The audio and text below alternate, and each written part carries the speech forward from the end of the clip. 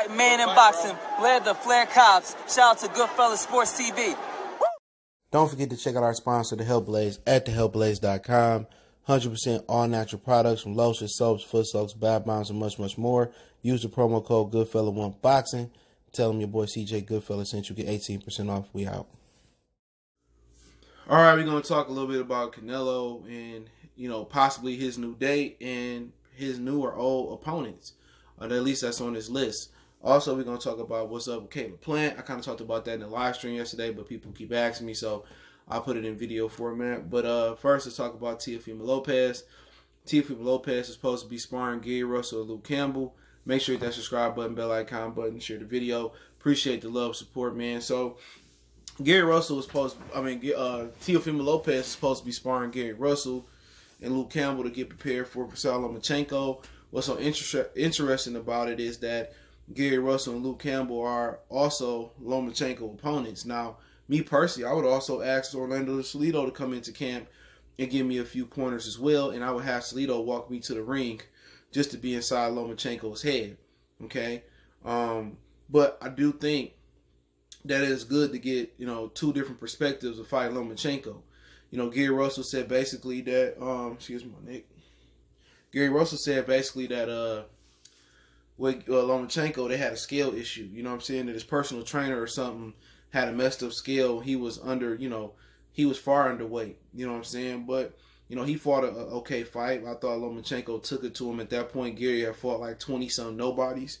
And I didn't think he was prepared for a guy like Lomachenko. People say, well, Lomachenko only had 1 or 2 or 3 fights in his career. But people forget him and guys like Rashid Warren and Brian Carlos Castanos and Sergey Derevchenko, Joe Joyce, Alexander Usyk, they all had like several fights over in the world, some of them more than several fights in the World Series of Boxing. So you can look up those resumes on BoxRec now. So they got your amateurs and the World Series of Boxing records on BoxRec. So I think Lomachenko had 5 or 6 fights. So in actuality, Lomachenko came into that fight with 9 or 10 professional fights. You know what I'm saying? There's a little bit subtle differences in the World Series of Boxing, but I don't understand why they don't call them as pro. It was actually created when you couldn't be professional in the Olympics. It was created for you to be able to get some pro experience, but also still be eligible to be Olympian.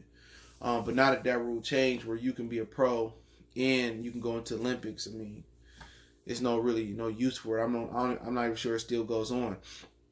But bringing in Luke Campbell, I thought Luke Campbell fought well. I expected nothing less from Luke Campbell in that fight. I told people Luke Campbell was not going to be an easy fight. He's a big, strong lightweight. He just don't have any aggressiveness. You know what I'm saying? He don't have that dog in him. If Luke had dog in him, Luke would be probably one of the best lightweights out there. He a gold medalist. You know what I'm saying? He got the pedigree. He got the size. He got the strength. He got the punching power. He just don't punch through the target. He just ain't got no dog in him. But him and Teo, I believe, sparred before, and Gary Russell would be the interesting one. You know what I'm saying?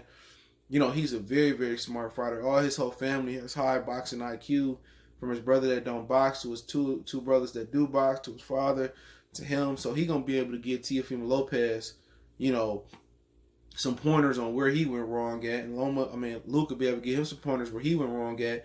I think the only better way that this camp get is bringing in Salido.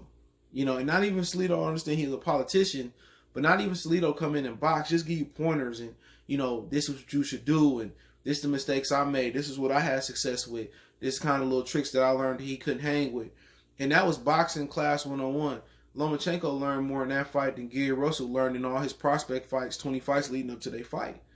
That was education 101, and I think Lomachenko learned at the end of that fight that how to really fight in that dog fight. But if you notice, when he started to have success with Salido, that's when he started kind of biting down and pushing forward. Lomachenko is not a guy who physically can go backwards and have success. If he goes back, it's just to take a few steps to the side, reset, and come back forward. And that's what Teofimo Lopez got to understand he got to do. You know what I'm saying? It's good to have a plan B, C, D, E, F, G. But plan A for him is to come out here and show this man no respect. You know what I'm saying? Don't walk him down without a jab. Don't walk him down without movement. Walk him down and be intelligent and use the jab. And I would tell him, man, we going to put water in the basement early and often with this guy.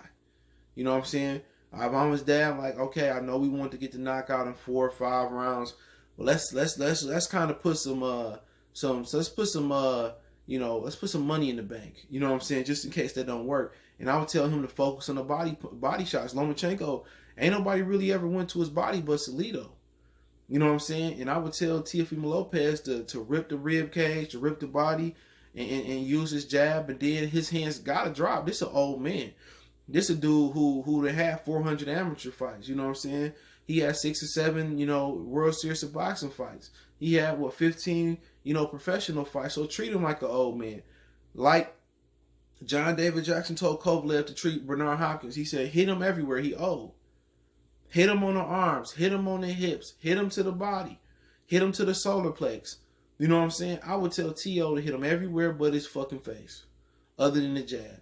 I would hit him on the arms, the elbows, the shoulders. I remember Roy jabbed the motherfucker's shoulder to the point where he couldn't even use it no more. Those are tactics that you got to use.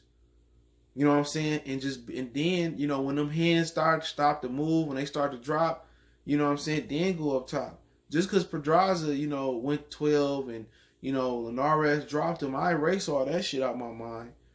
You know what I'm saying? I'm expecting the best Lomachenko. I'm expecting the best. And I would just tell him, body, arms, hips, chest.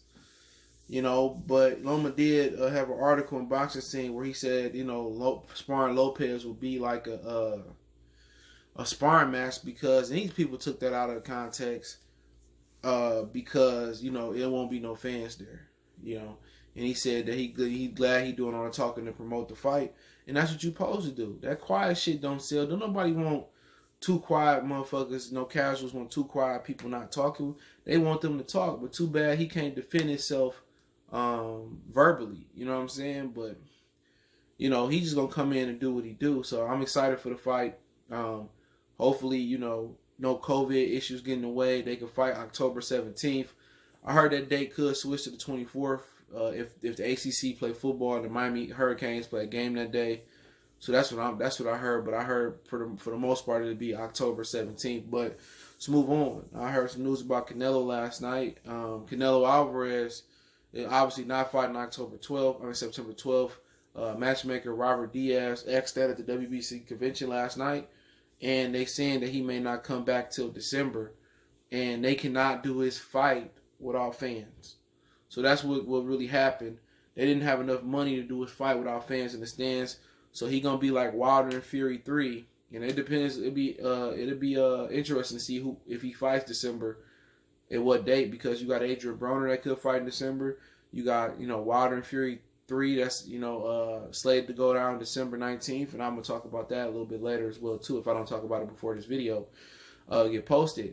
So December has already been packed, and usually the first 2 or 3 weeks of December is the ideal date the first 2 weeks because of Christmas. You don't see too many fighters fight, the week of Christmas or after Christmas, during New Year's Eve. So that's the issue.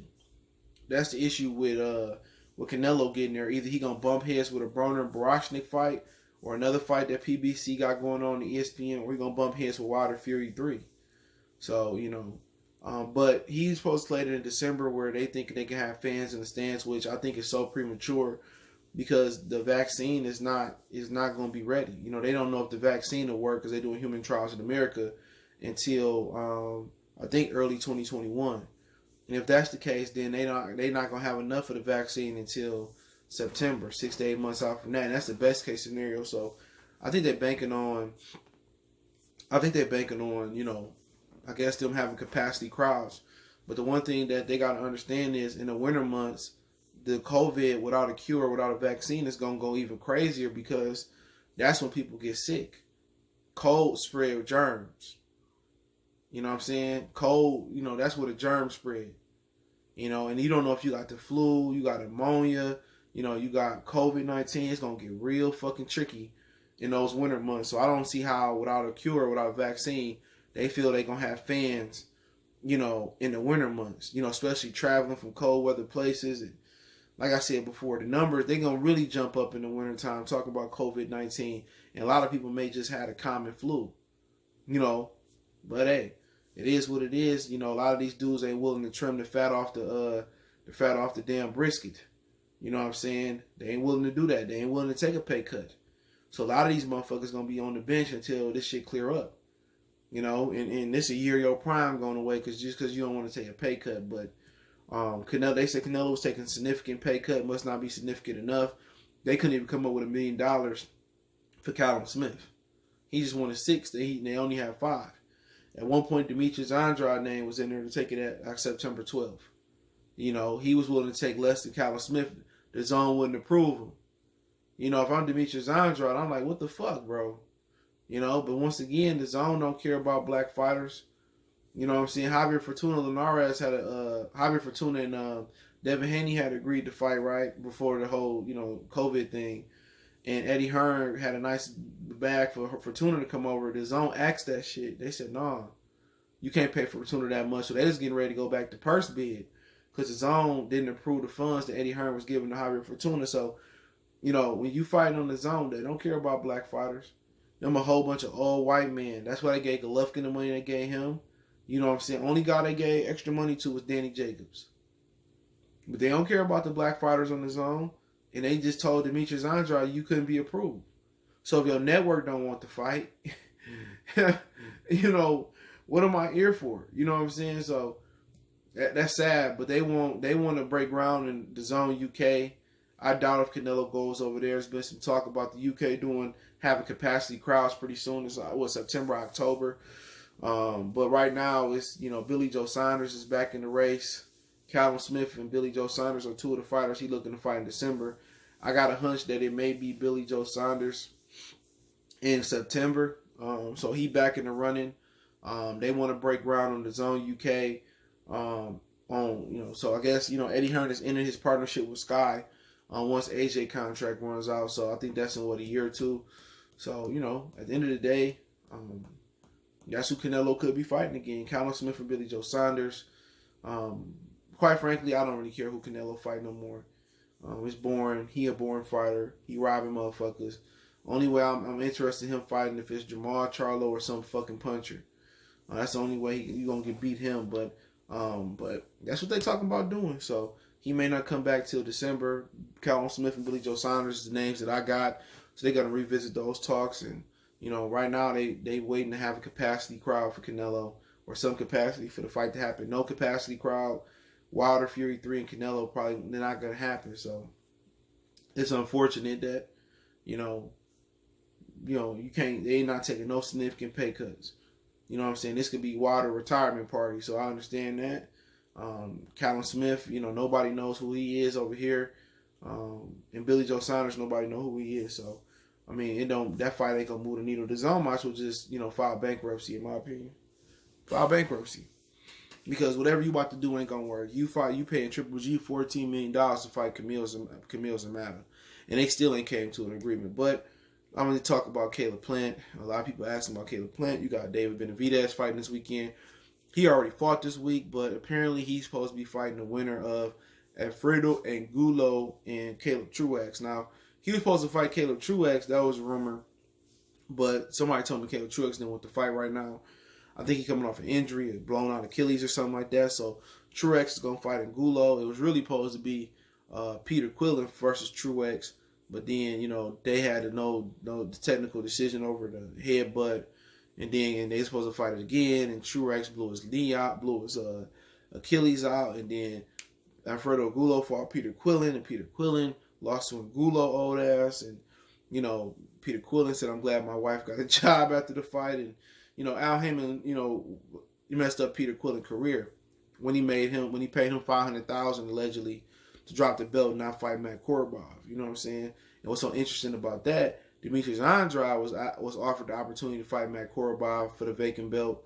He turned it down because he said it wasn't enough money. So, talking about two dudes who destroyed their career for different reasons. Andrade destroyed his career off of money and being with a terrible promoter. And Peter Quillen destroyed his career by listening to his advisor and getting bad advice and never being the same.